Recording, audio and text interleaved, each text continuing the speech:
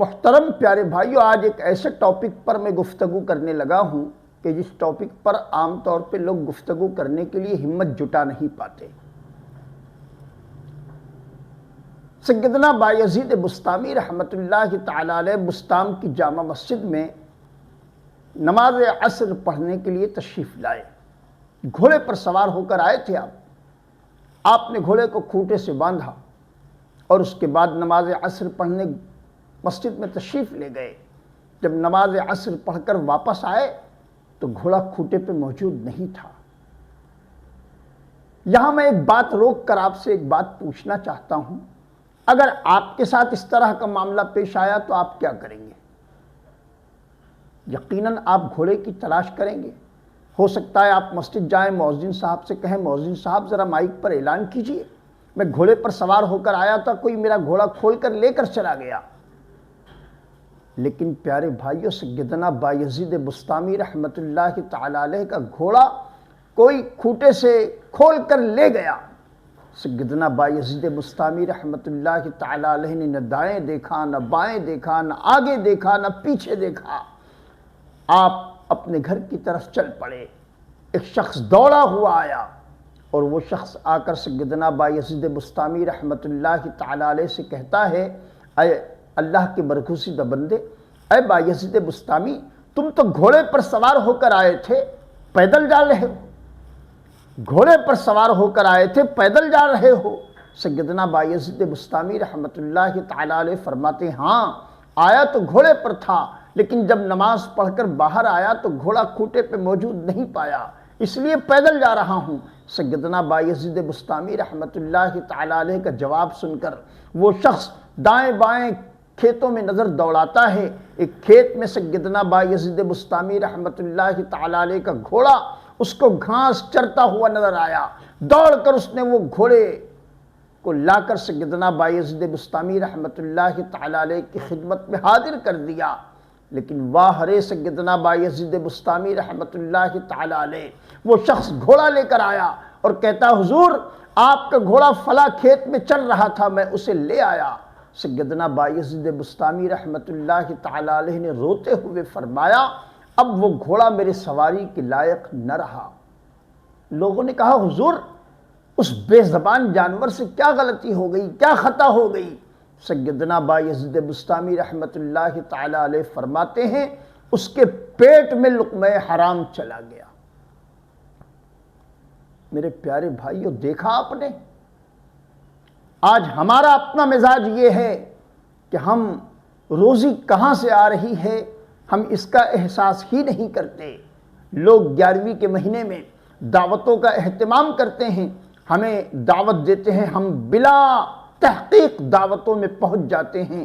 ہم یہ تک نہیں پوچھتے کہ بھائی فلاں صاحب کا کاروبار کس چیز کا ہے، وہ اتنی بڑی نیاز کا اہتمام کر رہے ہیں، ان کا کاروبار کس چیز کا ہے؟ اگر نمبر 2 کا کاروبار ہے تو ان کے گھر کھانا درست ہے؟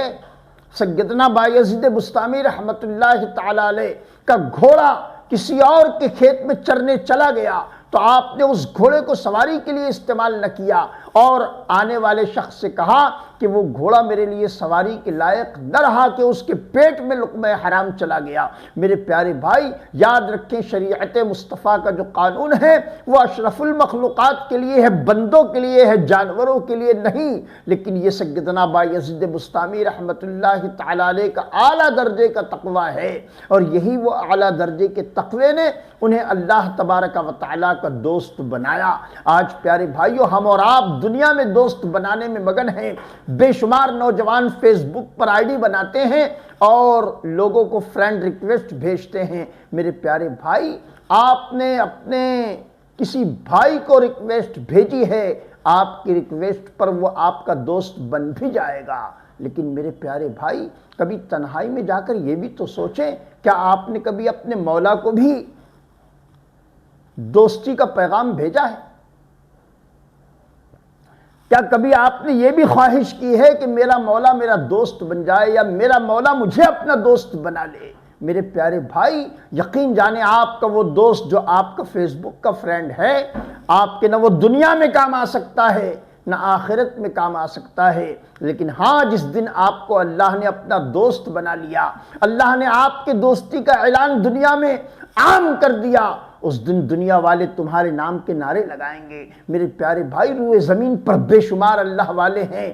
یاد رکھیں، حدیث پاک ہے، رب تبارک و تعالی خود فرماتا ہے، جب میں بندوں سے محبت کرنے کا ارادہ کرتا ہوں تو فرشتوں سے کہتا ہوں کہ میں فلاں بندے سے محبت کرتا ہوں، تم بھی اس سے محبت کرو۔ فرشتے عرش پر جا کر یہ اعلان کرتے ہیں کہ اللہ فلاں بندے سے محبت فرماتا ہے، میں بھی اس سے محبت کرتا ہوں اور تم کو کہتا ہوں کہ تم بھی اس سے محبت کرو۔ آسمان دنیا پر جتنے فرشتے ہیں وہ تمام کے تمام فرشتوں میں یہ اعلان ہو جاتا ہے کہ فلاں بندے سے اللہ تبارک و تعالی محبت فرماتا ہے، جبرائیل بھی محبت کرتے ہیں، ہمیں بھی چاہیے کہ ہم اس سے محبت کریں۔ میرے پیارے بھائی، یوں ہی کسی کا نام روشن نہیں ہو جاتا۔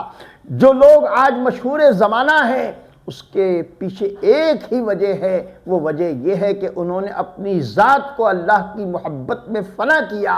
کسی نے کیا ہی پیاری بات کہی، فنا اتنا تو ہو جاؤں میں تیری ذات عالی پر، فنا اتنا تو ہو جاؤں میں تیری ذات عالی پر، جو مجھ کو دیکھ لے اس کو تیرا دیدار ہو جائے۔ میرے پیارے بھائی، آپ کی خدمت میں عرض ہے، حضور سیدی سرکار غوث پاک رضی اللہ تعالیٰ عنہ کی 11ویں شریف کا اہتمام پوری دنیا میں ہوتا ہے۔ مجھے ایک بات بتائیے، کوئی ایسا فرد لائیے جس نے غوث پاک رضی اللہ تعالیٰ عنہ کی نیاز دلائی ہو اور غوث پاک نے کبھی اس کو ایک کپ چائے پلائی ہو۔ میرے پیارے بھائی، آج ہم اور آپ یارانہ اور دوستانہ تعلقات بناتے ہیں تو سب سے پہلے چائے پیش کی جاتی ہے، لیکن غوث پاک اور غریب نواز نے کسی کو ایک کپ چائے نہیں پلائی۔